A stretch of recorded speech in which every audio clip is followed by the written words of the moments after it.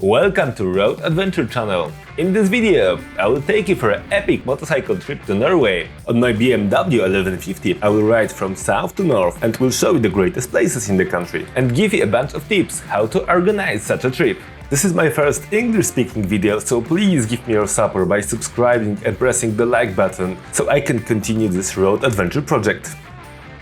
To reach Norway, I took the shortest ferry connection between Norway and Europe from Danish Hirtshals to Kristiansand in Norway. If you would like to visit Oslo, it may not be the ferry for you, but for me it was perfect, as I wanted to start in the very south of the country.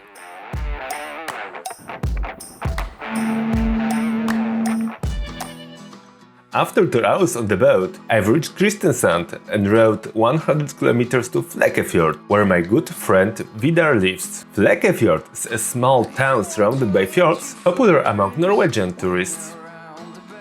Okay, first day in Norway, with Vidar here. He is preparing a Viking pizza for breakfast. And we'll kick off to Flekkefjord, right? Flekkefjord, yeah. I met Vidar during the amateur rally across Africa. Vidar is an overlander who traveled around the globe in his 1986 Fiesta. From time to time he also plays a Viking.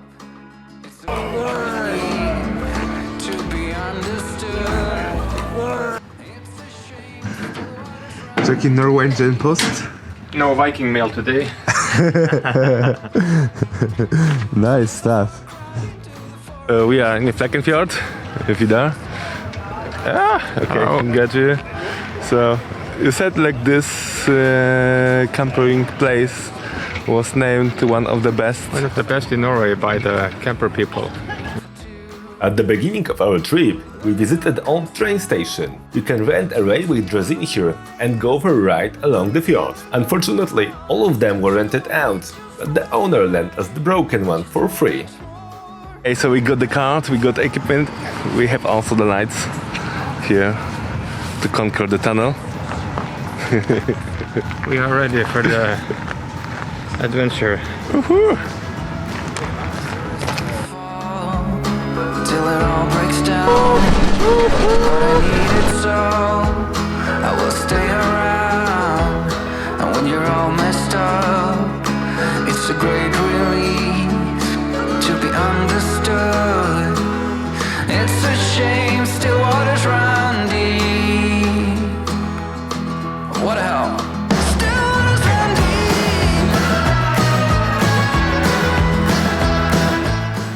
There are several kilometers to go, but with the broken cart we only managed to do a few and went back to Flekkefjord. The whole town is made out of the wood, and the oldest buildings here are several hundred years old. Scrape off the dirt off the boots. Yeah? Yes. This is for it? For scraping off the horse shit and... Ah, really? Cool stuff. All over the country you can find those characteristic garages for boats. I asked Vidar what the name of the Norwegian most famous rock, Preikestolen, means. Preikestolen. Preikestolen. Preikestolen. It's like preike, it's a slang for talk, and stolen, it's chair. So it's like Preikestolen, it's like the place where the priests stand in the church and talk to the people. Ah, okay, nice. nice. Yeah, So it's, I haven't been there actually myself to You Preikestolen. No. Dave! In the late afternoon I headed north. The following morning I planned to hike to Preikestolen. The roads were leading through beautiful villages, fields and hills.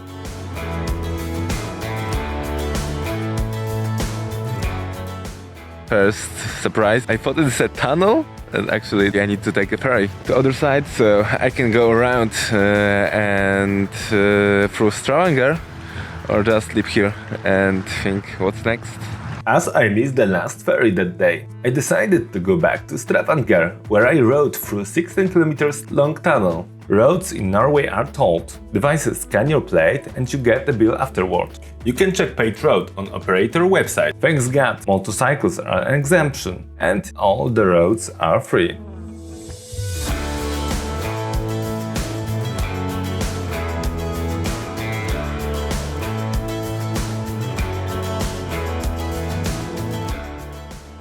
I made the camping like 10 kilometers from the main attraction. And actually, look at this. Like, I put a tent in the place with this kind of view. And I have bathroom, I have tables, there's everything. And completely for free. Camping rules in Norway are very liberal. You can camp anywhere you want to, as long as you stay at least 150 meters away from the nearest buildings.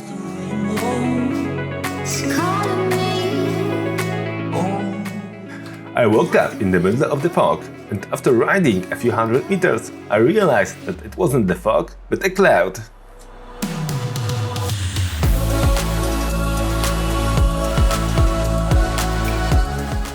Start on the trail.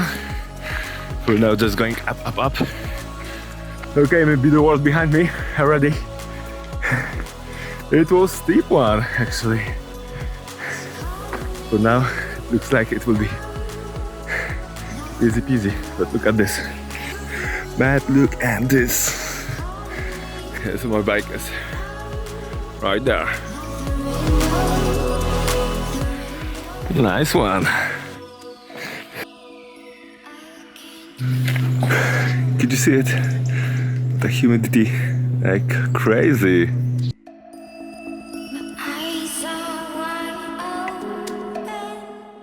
After a few more challenging sections, I reached the plateau, which starts about a kilometer before the end of the trail, but nothing prepared me for the view at the end of it.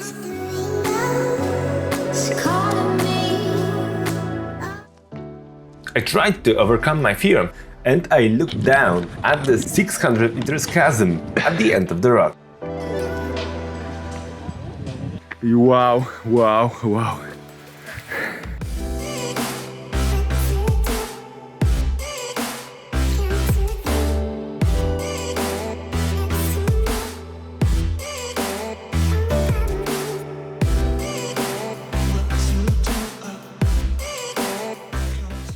Fun fact: this rock has appeared in several movies like Mission Impossible Fallout with Tom Cruise and Henry Cavill.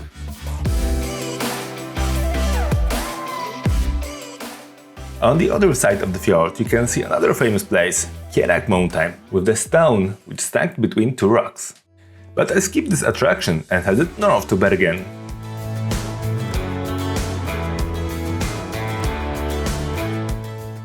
On the national road E39 to Bergen, there are many ferry connections. On main roads, it's easy to catch a ferry, as they run every few minutes. I reached Bergen, Norway's second biggest city, with the population of just 250,000. Bergen is an opulent and beautiful city, with a very unique wooden old town. Super. I'm in Bergen, just passing by rather than visiting. And look at this wooden house. Everything from wood, nothing straight. Look amazing, like the barns. Built in old school way, well the news. It's amazing that people decided to leave these wooden structures inside the city center. It was probably a hard decision when they were still in use and, by changing the city. Now it's obvious, of course, but then, like 50 years ago, 60 years ago.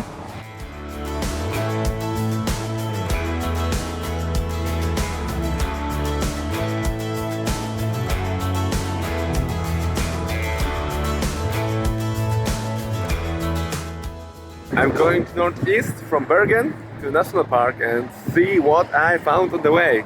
Which kind of bridge is it? You can see the nails from there. And it's written that it's up to 6 stones.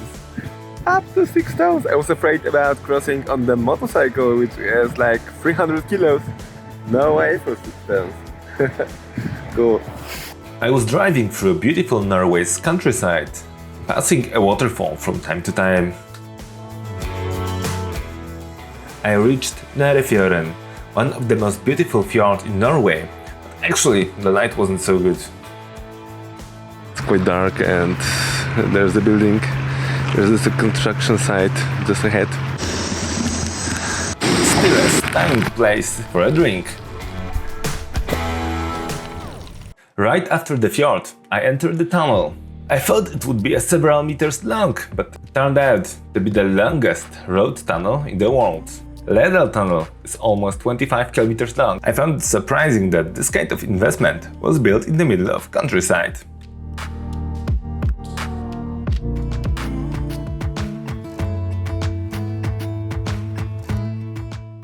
I'm in the town of Bordeaux. This village actually was famous because of the mountain pass, and actually it was like the main road between east and west. Now it's fully crossed by tunnels, but before it wasn't so easy.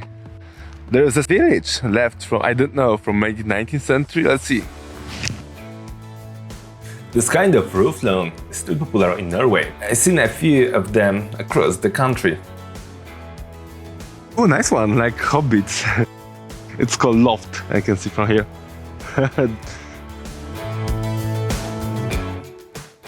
After passing the tunnel, the climate had changed. It was getting colder and the wind was getting stronger, but the views were amazing. I was gaining altitude. The plateau on the top looked like the Scottish Highlands.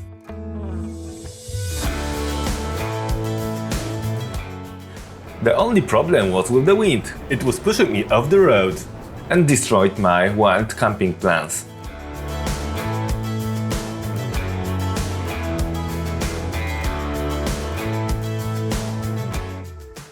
I did some preparation for next day hike and was ready to go.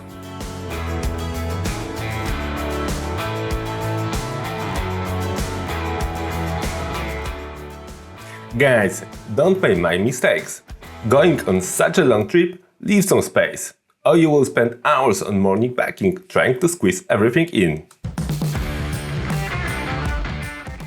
There is one hell of the ride to the Jotunheimen National Park. Had a quick stop to see reindeers, and then headed to Gerjanger. From Gerjanger, I took a boat to Nærøyfjorden, where the trail starts. Thought it would be like 20 minutes boring ride, but it wasn't. The wind was surprisingly strong that day.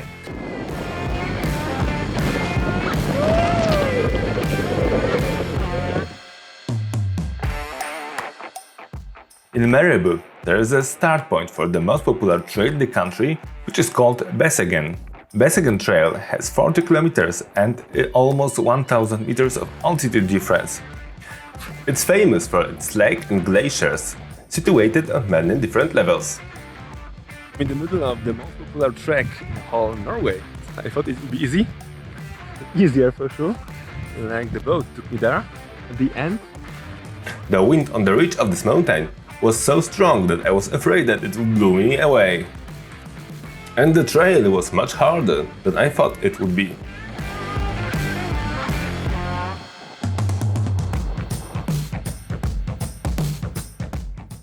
At this place I thought I'm halfway, but I wasn't. I had this mountain in front of me, which is steep as hell.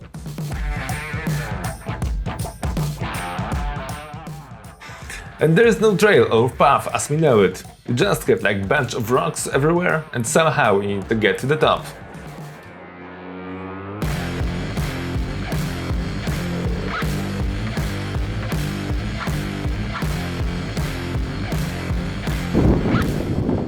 Yeah, and did it at the end.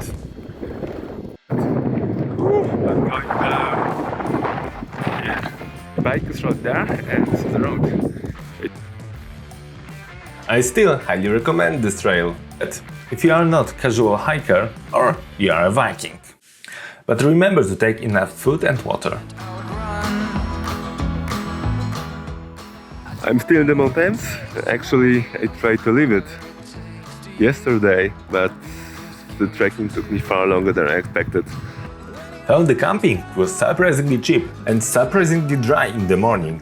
What was super cool, because drying the tent was my biggest nightmare during the whole trip.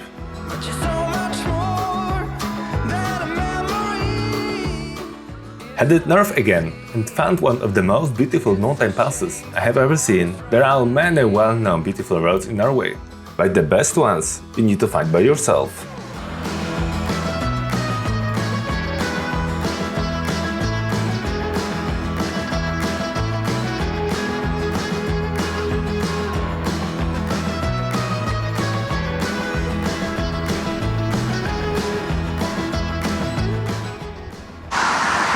have left mountains already. So thanks God, because you know it was windy, cloudy. Now I'm back on the sea level. Great weather, beautiful fjords, and now having a stop to eat something, and then we'll hit the road of trolls. But on the way there, I took some amazing roads which took me to Gerjanger Fjord. I didn't know how many turns there were, but felt like 100.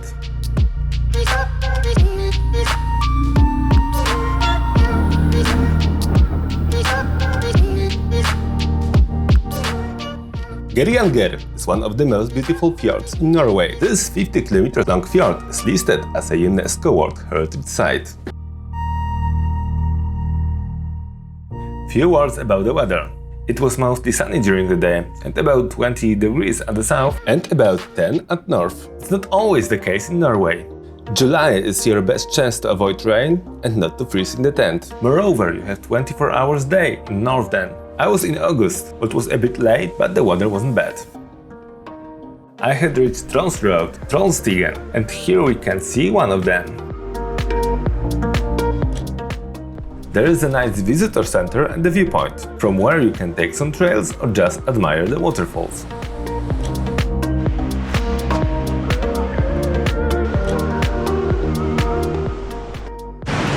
In this place, in the middle of National Park, roads of Trolls starts. Trollstigen is a way down to the valley and it's not as long as the one to Gerjanger Fjord, but on the way there you can take a shower from the waterfall, which goes from the very top of it.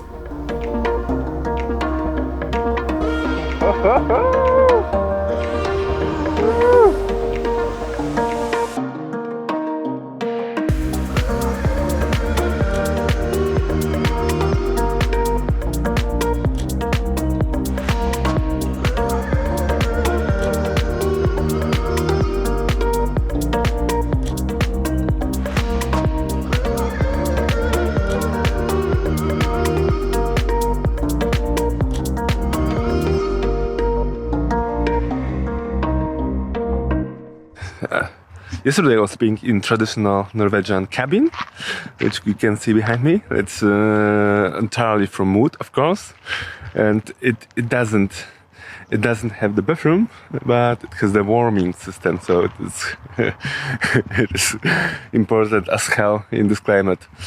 This cabin cost around 500 NOK, so it's not cheap for one person, but actually there are far beds inside. I can see that I wasn't the only petrol head here. Not far from Trollstigen, you can find another famous place, Atlantic Road.